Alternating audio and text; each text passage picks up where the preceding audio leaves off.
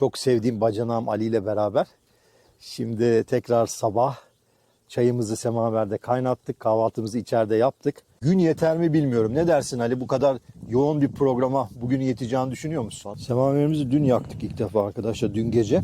Evet, tadı farklı. Bir odun kokusuyla beraber, böyle is kokusuyla beraber bir çay içiyorsun. Hayvanınızın başında durabiliyorsanız bir hayvancılık yapmak lazım. Burası koyun otlatma yeri. Buraya çobanlar köylerden geliyorlar ve bu bölgelerde koyunlarını otlatıyorlar. Kafamda deli sorular ve deli cevaplar var. Arkadaşlar merhaba. Dün gecenin sabahına uyandık. Dün gece kulübeden uzun süre ara verdiğim kulübeye geri dönmüştüm biliyorsunuz.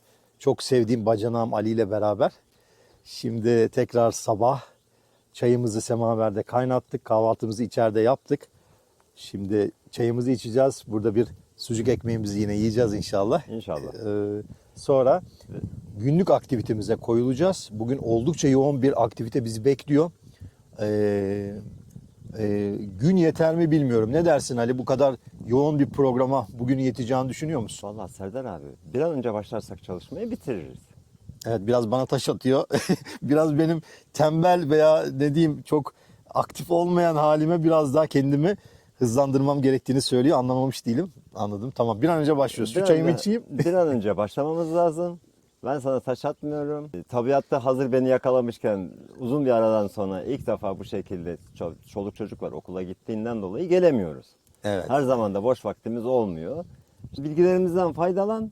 Ne nasıl yapılır, ne yapılır diye biraz da el becerini düzeltmeye çalışıyoruz. Yani seni doğaya hazırlamaya çalışıyorum. Yani bana kalırsa bu çit, bu tahtalarla hani olmaz. Hani sağlam bir işçilik istiyorsan Serdar abi, tahtanın da belli bir zamana kadar, belli bir toprağa kadar dayanma kapasitesi vardır. Tahta toprağın nüfuz ettiği andan itibaren sürekli yaş olduğu için kırılma ihtimali %80. Atıyorum demirde 10 sene ise bu bir senede veya 1,5 senede ahşap kazıklar gider. Bana kalırsa ya demir yapacaksın.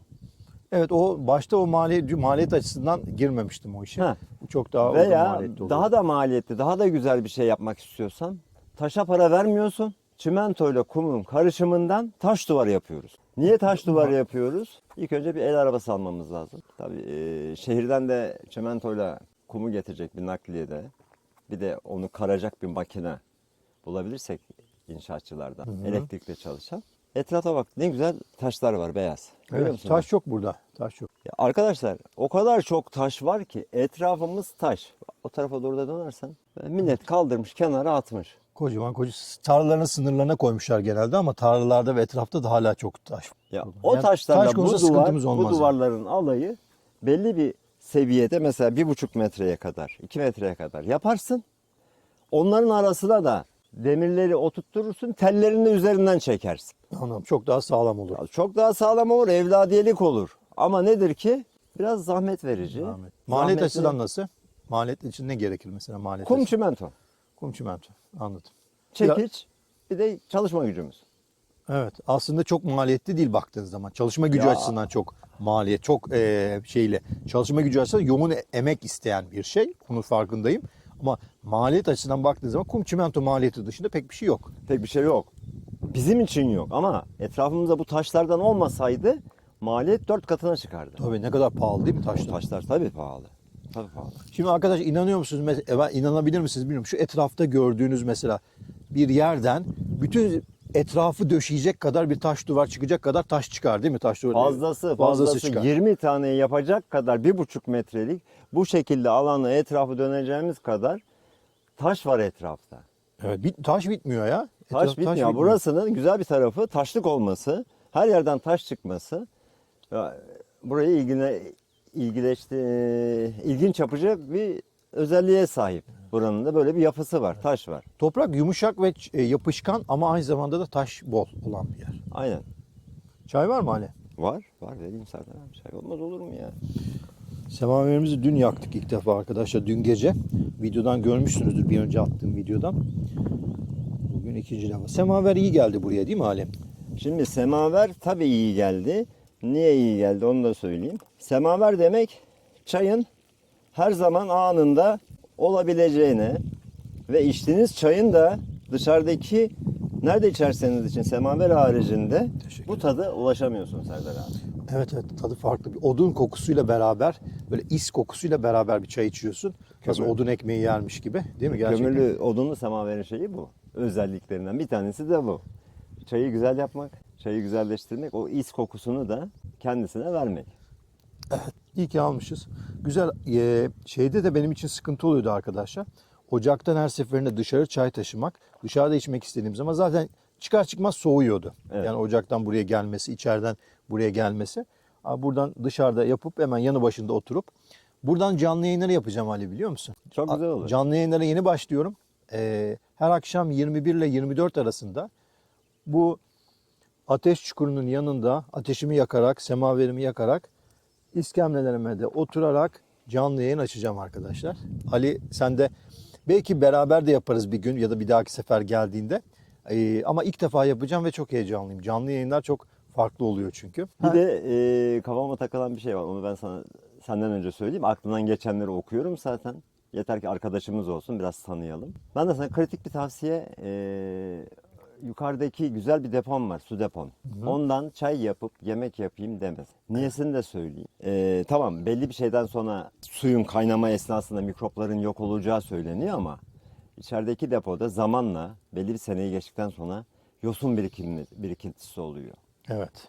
Yosunlar da mikrop barındırır. Bunları sürekli yiyip içtiğin andan itibaren vücuda yerleşir zamanla. Şimdi çıkmazsa bile daha ileriki zamanlarda başka hastalıklara, vücuttaki başka organlara zarar verebilir. Açısından benden sana güzel bir tavsiye. Anladım, anladım. Önemli.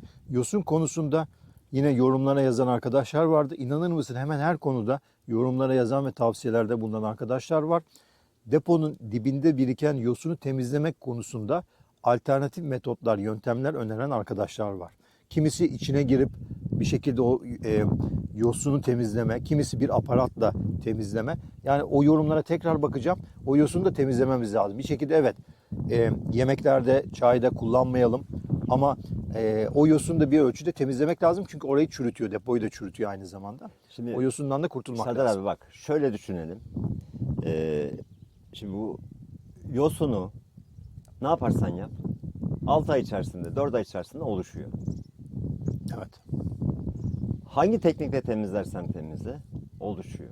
En azından aklıma yeni gelen bir, belki düşünmüştür dinleyiciler ama şöyle bir şey var. Pet şişenin içerisinde 5 ay, 6 ay, 1 sene suyu bekletin. Depodan aldığımız suyun içinde mi? Hayır hayır. Normal dışarıdan aldığın 10 litrelik suyu 5-6 ay beklet. Dokunma. Tamam. Ne olur o su? İçilmez hale gelir değil mi? Koku yapar. İçilmez hale gelir. Yosunlanmasa bile. Hava girmiyor içine, kapalı. Şunu demek istiyorum. Kalan su her zaman kokar. Anlamazsın. Evet. Çünkü neden anlamazsın? Yemeğe karıştırıyorsun. Çay yapıyorsun. Başka bir şey yap. Şunu demek istiyorum. Ne kadar temizlersen temizle. Akan su her zaman temizdir. Doğru. Kalmadığından dolayı, kendini temizlediğinden dolayı. Yani bana kalsa bu depo suyu sıkıntılı. Sıkıntılı, evet. Ne kadar düzenli olarak temizlesek de yemeklerimize kullanmamamız lazım. En azından bizim Yemeğe içmeye alabileceğimiz kullanmayacaksın. Banyonu yap. Tuvaletinde kullan. Ayakları biraz yamuk duruyor ama arkadaşlar bunu internetten Ayakları almıştım. yamuk durmasının sebebi yerden kaynaklanıyor. Zeminden. Bir sıkıntı yok yani. Yok. Bugün arkadaşlar yapacağımız işler listesinde çitleri sağlamlaştırmak. Şu arkada henüz tamam bitmeyen çitler var arka tarafta koyduğumuz. Onlara da bir gözden geçirmek. Neler eksik onlara bakmak. Şurada gördüğünüz teller var. Çekilmemiş teller var. Onları işte en azından başlamak, öğrenmek, yani Ali'den nasıl yapılır öğrenip devamını benim getirmem şeklinde böyle bir aksiyona girişebiliriz. Artı dün videoda görmüşsünüzdür, dönüş yolumuzda çok kötü tümsekler oluşmuştu. Yağmurdan sonra traktörlerin oluşturduğu toprak yığınları, toprak neredeyse beton olmuş, toprak sertleşmiş. Aracın normal, mesela Doblo aracımızla geldik, annenin aracıyla geldik. Araçta geçerken çok büyük sıkıntı yaşadık. Gidip o yolda tümsekleri ortadan kaldırmaya çalışacağız, değil mi Ali? Kazma kürekle. Bunları ortadan şimdi kaldırmaya traktör çalışacağız. geçtiği için iki taraflı çukur oluşuyor. Araba geçtiği zaman da o çukurlar yüksek olduğundan, teker aşağıda olduğundan dolayı ön tarafında motorun karteli değmesin, zarar vermeyelim diye bir tane geçen yeri doldursak araba geçer. Tekerleğin geçtiği yeri. O da fazla bir şey değil. 200 metre en fazla bir alanı teşkil eder. Onu da inşallah el Bugün birliğiyle yapacağız. Evet. Yolumuzu kendimiz açacağız yani. Evet. Şuradaki arı kovanını görüyor musun Halim? Evet. Orada arı vardı. 2 sene kadar önce. Köydeki arkadaşım Erol. Videolarda görmüşsünüzdür Erol'da. Bana zaten burada olabilmemin en büyük nedenlerinden bir tanesi Erol. Erol olmasa benim buraya gelmem çok zor zaten. Orada arıcılık yapıyordu. Evet. Kendi köyünde de arı kovanları var. Ama oradaki arılar ölmüş 2 sene önce. Burada arıcılık vardı, yani arıcılık faaliyeti vardı. Ama 2 sene önce oradaki arılar ölmüş. Çok ilginçtir. Arılar, biliyor musun bilmiyorum ama bulunduğu bölgede nerede arı varsa kovanı oraya koyar mısın? O arılar senin olurmuş, o kovan olarak, bölge olarak. Bölge olarak nerede arı varsa kovanı koyduğunda arı oraya geliyorsa o senin arıların oluyormuş. Şimdi bak Serdar abi, doğru söylüyorsun da kovanın da en baş tacı da kraliçe arı. Kraliçe arı kaçtıysa Tabii. arılar oraya gelir, kovanı yaparlar. Ama ne yazık ki kışın bunları kapatarak veya besleyerek enerjilerini. Arıcılar daha iyi. Ben duyduklarımı biliyorum. Yani ben arıcı değilim. Hayatımda yapmadım. Ne yapılır, ne edilir de fazla bilmem. Yani aklımdan geçenleri söylüyorum. Bunları kışın beslemezsen o enerjiyi almazlarsa ölürler. Aynen. Ben Kışın öyle düşünüyorum. Kışın bakıma devam etmek lazım. Bir de Tabii. uzakta olduğu zaman o bakımda sıkıntı olabiliyor. Yanında olması lazım. Arıcının sürekli o kovanı ziyaret edip bakımını yapması gerekiyor. değil mi? Kışın çıktığı zaman arı ne yiyecek abi? Çiçek yok. Aynen. Bitki yok. Herhangi bir şey yok. Ne yapacak bu hayvan? Enerji alması lazım. Yok. Karda ne yapabilirsin? Ya soğukta ne yapabilirsin? Belli bir şeyde. Eksi 18'lere düşüyor hava. 15'lere geliyor bazen. Misal veriyorum. Neyse artık. 3 de olabilir, 5 de olabilir. O yüzden ölmeleri normaldir diye düşünüyorum. Nasıl koyunlarımıza, ineklerimize, dört ayaklı hayvanlarımıza bakıyorsak arılara da o şekilde. Tabii. Bakmamız bakım- lazım. Düzenli bakmamız şey lazım. Hayvancılık hiç kolay değil. Gerçekten her anlamda hiçbir hayvancılık o kadar kolay değil. Emek isteyen ve sürekli orada hayvanın yanında kalmayı gerektiren bir uğraş, değil mi? Bayranın yok, seyranın yok. Cenazeye gidemezsin. Yani hayvan eşittir evlat. Evlattan farkı yoktur. Hatta çiftçilerimiz şunu söyler. Herkes, Çocuklarınızdan da farkı yoktur. Yani hayvanlar o kadar güzel. Bizim için Rabbimin gönderdiği en güzel varlıklardan bir tanesi. Onların da bakımı var. Onların da ihtiyaçları var. Bakacaksın, yerini temizleyeceksin, samanını, otunu, buğdayını, yemini ne gerekiyorsa yapman lazım. aynen senin söylediğin gibi ben birçok kişiden duydum. İlk iş, sabahları ilk kalktıklarında yaptıkları ilk iş hayvanların bakımını sağlamak, hayvanların kontrol etmek oluyor.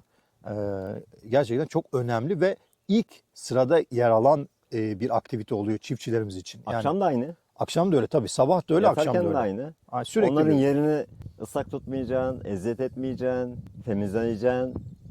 Efendime söyleyeyim, bakımını yapacaksın, sularını, gereken işlemleri yapacaksın. Hastalananlar oluyor, onları veterinere götürmen lazım. Örnek veriyorum, sağlık kontrolleri var 6 ayda bir mi, 3 ayda bir mi, onu da tam olarak bilmiyorum. Büyükbaş küçükbaşlarda ne yapılır diye. Hani yanlış bir şeyler söyleyeyim. Yani bakarsak hayvanlarımıza, onlar da güzel, bize çok iyi bakarlar. Etiyle, sütüyle, sevgileriyle. Aynen. O yüzden eğer hayvanınızın başında durabiliyorsanız bir hayvancılık yapmak lazım. Ben sürekli burada durmam gerekiyor ki, mesela yorumlarda yazan arkadaşlar var. Keçi al abi, koyun al abi. Evet, burası koyun otlatma yeri. Buraya çobanlar köylerden geliyorlar ve bu bölgelerde koyunlarını otlatıyorlar. Ama ben zaman zaman dediğim gibi İstanbul'da ailemin yanına dönüyorum. Belli dönemlerde dönüyorum. O yüzden sürekli burada olmadığım için o hayvancılık faaliyeti benim için mümkün olmayabiliyor. Ama buna bir çözüm bulmaya gayret ediyorum. Kafamda deli sorular ve deli cevaplar var. Serdar Ortaç mıydı? Öyle bir Onun şarkısı, bir şarkısı var. var. Kafamda deli sorular. Abi. Hadi Serdar abi. Hadi gidelim hadi. Tamam.